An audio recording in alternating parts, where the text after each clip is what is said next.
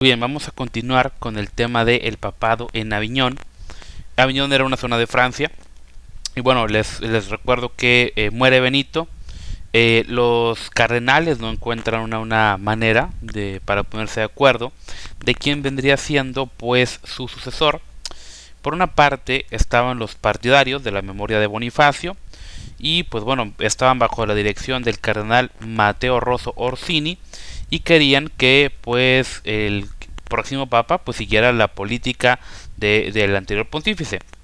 Después había otro bando que estaba Napoleón Orsini, era sobrino de Matteo Rosso, y él se prestaba o había sido sobornado, no lo sabemos, muy probablemente, por Francia. Él buscaba el modo de elegir pues un papa más sumiso, un papa más tranquilo, un papa que no fuera tan combativo, tan difícil, ¿verdad? Y pues hubo meses de disputas y pues los cardenales se logran poner de acuerdo pues gracias a una artimaña de Napoleón Orsini y pues su grupito, ya que uno de los candidatos que el partido del otro Orsini había sugerido al principio era Bertrand de Got. Él era arzobispo de Burdeos y él había sido nombrado por Bonifacio y pues bueno, además Burdeos pertenecía en esa época a la corona inglesa.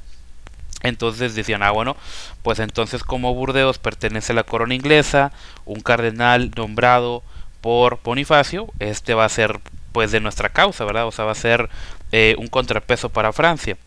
Pero Orsini, el tío Mateo, creía que pues Bertrand se iba a oponer a Francia, pero pues en lo que duró el cónclave, el sobrino Napoleón envía a su gente a Burdeos y se asegura que este hombre Bertrand de Got pues se pase al bando de pro Francia, por así decirlo.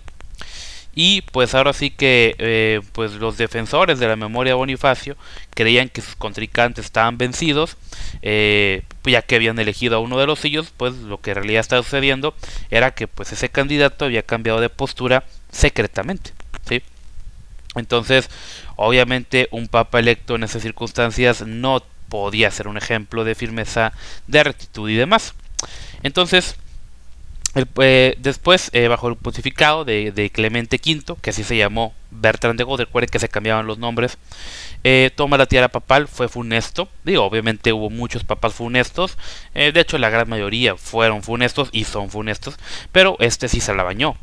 Realmente durante su reinado, este tipo no, digo reinado porque reinaban, o sea, el papa era un líder político, como hoy en día lo es, lo sigue siendo lamentablemente. Y ojo, un punto muy interesante es de que hasta hoy en día en la ciudad del Vaticano, que es una ciudad de estado, no está adherida a ningún tratado de los derechos humanos. De hecho, si alguno de ustedes alguna vez tiene la oportunidad de visitar el Vaticano, pues va a ver que va a saber que ahí no hay por así decirlo, pierdes, por así decirlo, tus derechos humanos. No digo que hagan cosas raras ahí, bueno, sí las hacen, pero secreto, sino que, digo, es interesante, ¿verdad? Pisas un lugar ahí dentro de Italia, pero ya no es Italia, ya es el Estado papal, donde es un lugar donde no hay derechos humanos, ¿verdad? Interesante este punto. Digo, obviamente es un lugar turístico, está destinado para traer dinero de la gente, así que pues bueno. Entonces este tipo nunca visita Roma, simplemente pues, era una persona indecisa. Él decía, no, pues no me decido y esto y aquello, porque pues recordemos que el rey de Francia quería tener un papa cerca de él y pues sus agentes hacían todo lo posible pues para postergar la partida del pontífice hacia Italia. Después Clemente año tras año, mes tras mes, se pasea por Francia y sus cercanías sin acceder a las peticiones que le hacían los romanos pues de que regresara o de que fuera a su ciudad. Y uno de los lugares donde pasó una parte de su pontificado fue justamente en la ciudad de Aviñón, que estaba junto a la frontera con Francia, era propiedad papal y pues sus sucesores estarían ahí por algunos años. De hecho, la política de Clemente puso de manifiesto, en el primer manifiesto de cardenales, pues a decir que 9 de los 10 eran franceses. Y pues durante todo su pontificado pues creó 24 cardenales y 23 de ellos eran franceses. Además varios eran sobrinos o allegados. Y pues bueno, vemos aquí el nepotismo que la iglesia nunca se quitó. Bueno, después vemos el tema referente en cuanto a la memoria de Bonifacio y a la supresión de los templarios, que Clemente pues se mostró un instrumento dócil a los designios franceses. La cuestión de la memoria de Bonifacio era un arma poderosa en manos de los franceses. Sabían que el nuevo papa no podía permitir que se convocara un concilio para juzgar a su difunto predecesor. Por tanto, siempre lo estaban amenazando con la posible convocatoria de tal concilio. Los franceses obtuvieron de Clemente pues todo lo que querían en cuanto a la anulación de las decisiones de Bonifacio. Por ejemplo, está el tema de la bula Clericis Laicos, la Una en Santa, pero que fueron abrogadas, y o al menos reinterpretadas para que ya no dijeran lo que Bonifacio en su momento quería que dijera. Y pues también basta decir que los Colonna fueron restaurados en todas sus dignidades. Nogaret fue perdonado a condición de que pues en algún futuro impreciso pues fuera a peregrinación a Tierra Santa. Y por fin, en una bula del año 1311, Clemente declaraba que pues en lo que se refería a sus acciones contra Bonifacio, Felipe había actuado con un celo encomiable. Todas esas concesiones pues le fueron arrancadas prácticamente, y siempre parecía que los franceses tenían el derecho a pedir más, ya que siempre estaban pidiendo y pidiendo y pidiendo, pidiendo y pidiendo. Un caso de esto es el tema de los templarios, ¿sí? Porque al terminar las cruzadas, pues la vieja orden ya había perdido la razón de su existencia, ya no había peregrinos o ya no había un reino en Jerusalén que proteger, ¿verdad? Pero pues en teoría al menos los papas seguían predicando el ideal de la cruzada para reconquistar Tierra Santa. ¿Reconquistarla de qué? Si Tierra Santa estuvo bajo manos del Imperio Romano en su momento, más no bajo la Iglesia Católica. O sea, esto hay que recordarlo. La Iglesia Católica toma el poder del Imperio Romano, pero esto es inaudito. O sea, un poder religioso tomando poder político. Bueno, aquí vemos cómo impacta todavía todo lo que hizo Constantino, ¿verdad? Entonces, vemos en su momento el tema de que pues los templarios se habían hecho muy poderosos, habían acumulado muchas riquezas, extensiones de terreno, y pues bueno, para una monarquía que quería tomar tintes absolutistas como la monarquía francesa, pues los bienes y el poder de los templarios eran un obstáculo y una amenaza a su política centralizadora. En otras partes de Europa, otros monarcas, pues ahora sí quedaban muestras de sentimientos parecidos, porque prácticamente estas órdenes guerreras, cuando antes eran monjes allá escondidos en el monte, en monasterios donde cultivaban verduritas, ahora ya eran grandes empresarios, banqueros, gente con mucho dinero y poder, tanto político como militar, bueno, y económico, ¿verdad? Político, económico y militar. Entonces, esto es un peligro, ¿sí? Poco a poco, y bueno, gracias al apoyo de la burguesía, los reyes iban debilitando el poder que habían tenido los grandes señores feudales.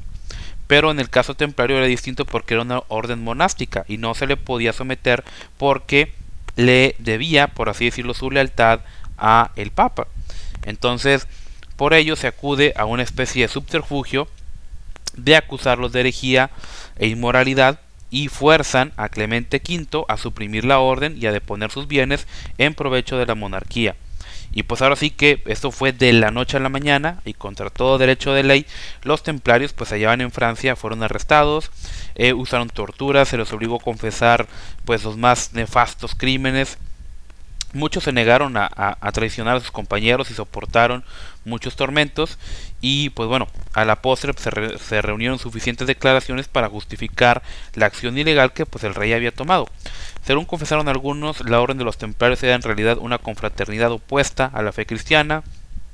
Practicaban idolatría, maldecían a Cristo, algunos bajo tortura decían que se practicaba la sodomía y se incitaba a ella por diversos medios. Entre ellos estuvo Jacques de Molay. Jacques de Molay fue el gran maestro de la orden, quien envía una carta a sus compañeros pidiéndoles que confesaran cuanto supieran.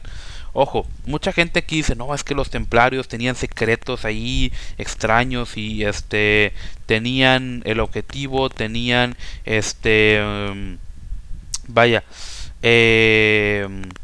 algo por ahí oculto y el santo grial y que el arca y cosas así. Entonces, pues prácticamente no, vemos que el objetivo simplemente fue ambición económica, ¿sí? Entonces,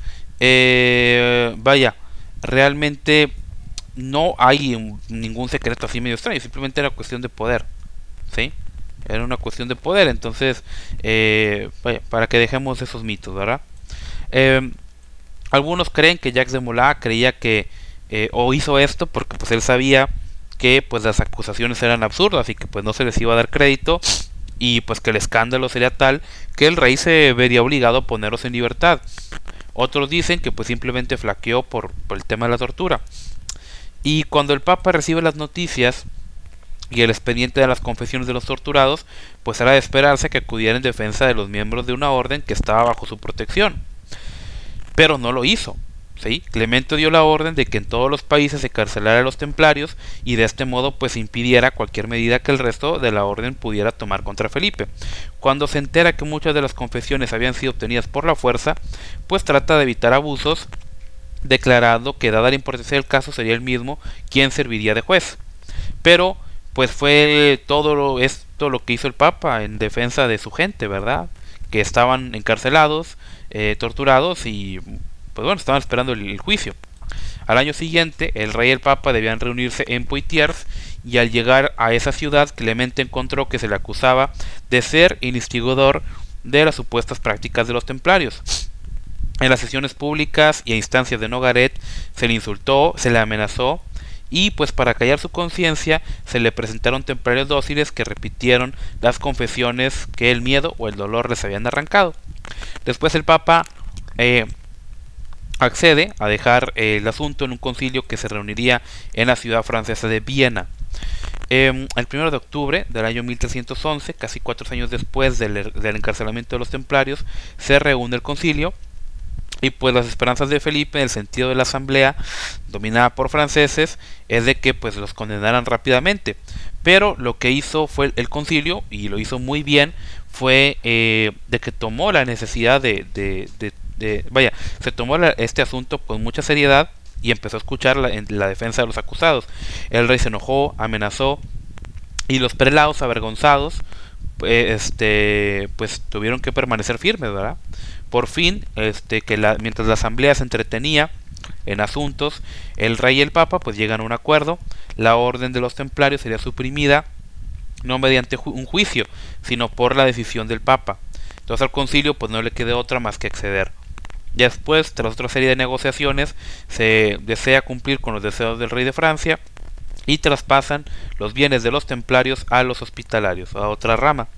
Pero esa transferencia fue mínima, porque el traspaso de las propiedades se demoró años, y en todo caso el rey le hizo llegar al papa una cuenta por los gastos del juicio de los templarios, y muchas de las cosas se las cobraron en bienes materiales o en especie, es decir, en territorio, es decir, los monasterios y demás, ¿verdad? Entonces, esta cuenta pues casi excedía la totalidad de los bienes, ¿verdad? Entonces muchos acusados fueron condenados a cadena perpetua. Jacques de Molay y uno de sus principales subalternos son llevados a la catedral de Nuestra Señora de París para confesar sus crímenes. Se retractaron, y pues ese mismo día fueron quemados vivos. Clemente V muere en 1314, y pues su pontificado sería una de las más importantes indicadores de la caída en su momento del Vaticano en las garras de los franceses, bueno, del rey francés. Y bueno, no es que el Vaticano fuera muy bueno, pero bueno. Y pues bueno, desgraciadamente basta señalar que algunos de los acontecimientos más importantes serían, por ejemplo, el caso de Juan XXII. Fue electo 2 años más tarde, después de la muerte de Clemente, porque pues los cardenales no lograban ponerse de acuerdo. Fíjense, ahorita siempre tiene que haber un papa, ¿sí? Entonces, vaya, entonces en ese caso, vaya, ahorita hay lo que se conoce como la temporis sede vacantis. El papa tiene que ser electo casi que al instante, digo, por todas las intrigas que se manejan. En ese entonces vemos que pasaban meses o incluso algunos años antes de que se hubiera puesto un papa, ¿sí? El nuevo papa pues contaba con casi 62 años, y pues dijeron, bueno, va a ser breve, se va a morir pronto.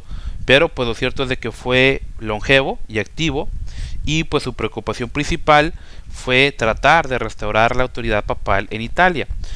Su política en ese sentido pues consiste en intervenir en una serie de guerras que desangraron la región y en las que los intereses papales se confundieron cada vez más con los de Francia. Y a fin de sostener esa política fue un fracaso rotundo. Juan XXII se ve obligado a incrementar los ingresos del papado y fue a él al quien se le debe pues buena parte de un complejo sistema de impuestos eclesiásticos cuyo único propósito pues era hacer fluir hacia las arcas pontificias los recursos necesarios para los designios políticos y los sueños arquitectónicos del papado, ¿sí? Es decir, eso de que la iglesia te cobraba por enterrar un muerto, por una misa, por sacar a tu gente del purgatorio y por cuanta cosa te imaginaras, bueno, aquí vemos cómo esto se va incrementando pues lamentablemente cada vez más.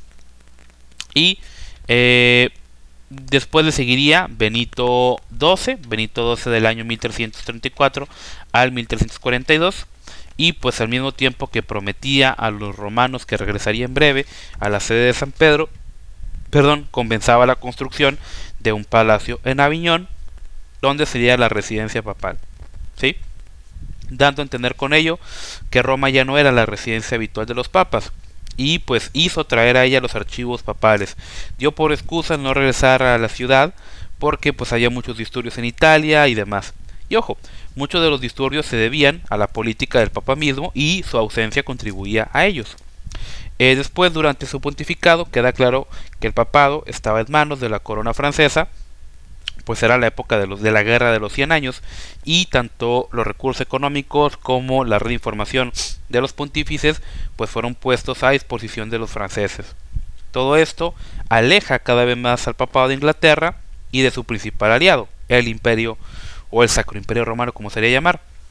El próximo papa, Clemente VI, pues continúa apoyando a los franceses en su esfuerzo bélico, y pues lo cierto es de que a veces también sirvió como mediador pues entre los contendientes, y pues lo cierto es de que siempre lo hizo en beneficio y a conveniencia de Francia, ¿sí? Además es él quien lleva pues a su punto culminante dos de las peores características del papado aviñonés, es decir, el nepotismo y el derroche excesivo en su corte. Que ojo, era casi un señor feudal, repito, ¿sí? Después llegaría Inocencio VI. Inocencio VI pues fue un papa bueno relativamente, sobre todo si le compara con otros, y pues él siempre soñó con regresar a Roma, y con ese propósito envía a Italia como legado suyo al cardenal Gil Álvarez de Albornoz. Este último pues hizo mucho por restaurar el poder y el prestigio de los papas en Italia, y pues el papa como su legado, lo cierto es de que mueren antes de poder llevar a cabo ese regreso a la ciudad eterna. Después le seguiría Urbano V, que era un hombre pues de profundas convicciones y una rígida disciplina. Trató de simplificar la vida de la curia, porque pues varios de los cortesanos papales tenían gustos muy ostentosos, fueron despedidos. El propio papa dio el ejemplo negándose a deshacerse de su hábito monástico y pues a ceñir las vistosas ropas papales. Fomenta el estudio, trató de reformar la vida eclesial, y por fin en 1365, gracias a la sabia decisión del cardenal Albornoz, Urbano V se puede trasladar a Roma, que lo recibe con gran júbilo. Pero el papa no tenía sabiduría para la complejidad de la política de la época, y por razones desconocidas deshizo la política de Albornoz y se lanza por nuevos derroteros. Tanto así que en el año 1370, es decir, 5 años después, vuelve a abandonar Roma y regresa a Aviñón. Le seguiría Gregorio XI, que había sido hecho cardenal por su tío Clemente VI, más nepotismo, cuando tenía nada más y nada menos que 17 años. Y pues bueno, se percataba de la necesidad de regresar a Roma. El intento fallido de Urbano V lo amedrentaba, y fue entonces que llega una nueva variante a esta ecuación, que sería Catalina de Siena, ¿sí? Catalina de Siena nace, por allá en el año 1347, rondando en los barrios curtidores de Siena, y pues ella muestra inclinación a la vida religiosa.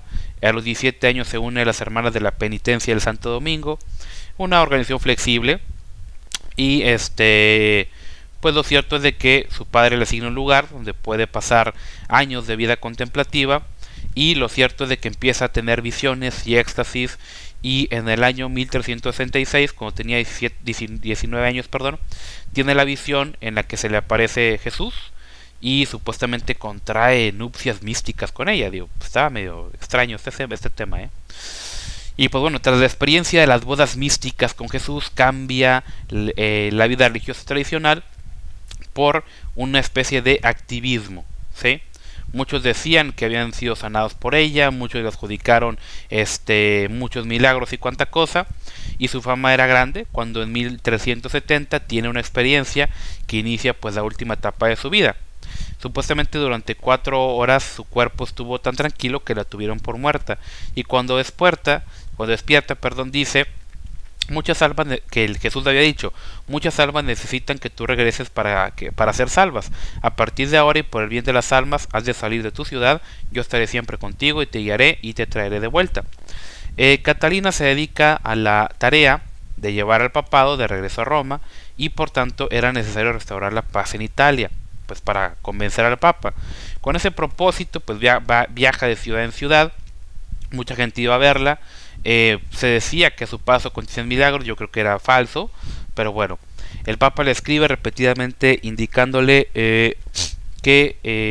al Papa, perdón, le escribe diciéndole que el Señor tenía la voluntad de que el papado regresara a la sede romana, y pues lo cierto es de que él en esas cartas demuestra respeto, demuestra amor, y pues lo cierto es de que se queja de que pues de ver a Dios ultrajado, decía ella, ¿verdad? Entonces, después en el año 1377, 3 años antes de la muerte de Catalina y a los 33 de edad, Gregorio XI entra en Roma en medio de un gran júbilo. Supuestamente aquí termina el papado en Aviñón, que muchos le han dado o le han llamado la cautividad babilónica de la Iglesia.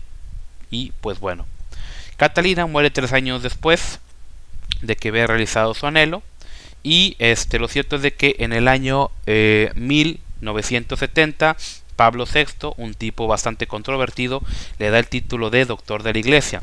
Es ella y Teresa de Jesús que son las únicas mujeres que el papado les ha dado ese título, ¿sí? Hasta entonces solamente reservado pues para unos pocos teólogos varones, ¿verdad? Digo, no es coincidencia que en esa época el feminismo se empezara a desatar, ¿verdad? También. Bueno, ahora, ¿qué consecuencias hubo? Pues lo cierto es que fueron funestas, ¿eh? O sea, las guerras en Italia, el lujo de los papas, todo eso desencadenó en muchos problemas. Por ejemplo, en Italia había diversas facciones que pues se adueñaron, por así decirlo, de territorios que antes eran, entre comillas, el patrimonio de San Pedro, los famosos estados papales. Y lo único que le quedaba a los papas era obtener fondos procedentes de los demás países de Europa occidental. Pero pues los fieles no querían contribuir a todo lo que el papado requería, por lo tanto los pontífices de Aviñón y Juan XXII en particular elaboran todos esos impuestos que les decía. Por ejemplo, cuando un prelado era nombrado para ocupar una nueva sede, los ingresos de ese cargo que producía durante un año se le llamaba annata y le correspondían al papa. Por ello el papado pues tenía interés de que los prelados fueran trasladados frecuentemente. Si una diócesis rica quedaba vacante, el papa se podía demorar en llenar el cargo porque pues todo el ingreso que había en esa época pues era para él, ¿sí? Entonces estas prácticas, entre comillas, tenían una apariencia de legalidad, pero pues solamente era simonía, o sea, es decir, compraban y vendían cargos eclesiásticos prácticamente. Lo que el papa hacía con los prelados, pues lo repetían con sus subalternos estos, y así seguía la cadenita. Si habían comprado su diócesis, tenían que resarcirse de los gastos vendiendo cargos inferiores y exigían contribuciones del pueblo que tenían fuerza de ley, ¿verdad? Y lo cierto es de que buena parte de la vida eclesiástica se convirtió en un sistema de explotación de la gente de escasos recursos, que estaba cada vez más y más gravada. La simonía, explotación, estaba el tema del nepotismo, el absentismo, el pluralismo, porque pues los cargos eclesiásticos eran muy ricos. Los papas de Aviñón pues se dieron de lleno al nepotismo y llenaron los cargos de gente no habilidosa, sino simplemente por parentesco o porque así convenía. Y pues lo que hacían los papas lo imitaban los arzobispos, los obispos, y el absentismo, es decir, ocupar un cargo y residir en otro lugar, cada vez era más común entre la gente que pues no tenía ese sentido, ¿verdad?, de vocación. Y estaba también el pluralismo, es decir, que un clérigo tenía varios cargos. Entonces, la alianza que había entre el papado y los intereses franceses, unida a al creciente sentimiento nacionalista que había en Europa, pues recuerden que era la guerra de los 100 años, Inglaterra y los emperadores cada vez se separan más del papado, que pues simplemente estaba a favor de Francia y Escocia. En consecuencia, cada vez cobró mayor auge la teoría de que el Estado tenía autoridad independiente del Papa. En Alemania, por ejemplo, vemos a Luis de Baviera, que trata de fortalecer su posición frente a Juan XXII, apoyando a Marsilio de Padua, de Guillermo de Ockham. Muy interesante, les recomiendo que lean a Guillermo de Ockham. Y estos dos pensadores se dedican a sostener la teoría que, al igual que Dante unos pocos años estos sostenían que la autoridad secular venía directamente de Dios y no a través del Papa. Además, Marsilio señalaba que de igual modo que Cristo y los apóstoles fueron pobres y se sometieron a la autoridad secular, así también los prelados han de ser pobres y no recibir más allá de lo que el Estado decida darles, y someterse al Estado. Por su parte, Ockham declaraba que el papado no era necesario para la Iglesia, que la Iglesia era un conjunto de fieles y por lo tanto podía regirse de otro modo. Esto es exactamente correcto, y veamos ya cómo empezó el papado. El papado empieza para llenar un poder político vacante y pues bueno, tiene sus tentáculos y se convierte en algo horroroso. Entonces, todo esto, como la predicación de Catalina de Siena y muchos otros, pues nos da a entender de que hay un sentimiento de insatisfacción con la Iglesia, y justamente empezarían a verse movimientos reformadores. Unos trataban de reformar la Iglesia a partir del papado, otros tenían intereses más locales, otros centraban su atención sobre la vida privada y experiencia mística, unos pretendían reformar las costumbres como la teología, otros simplemente llamaban a la gente a vivir una mejor vida cristiana. Era una época en la que había una realidad muy triste, ¿sí? Hubo muchos nobles sueños, pero lo cierto es de que estos nobles sueños quedarían terriblemente frustrados. Y bueno, aquí termina el papado en Aviñón. Continuaremos el siguiente capítulo con el capítulo 46, el gran cisma de Occidente. Dios los bendiga.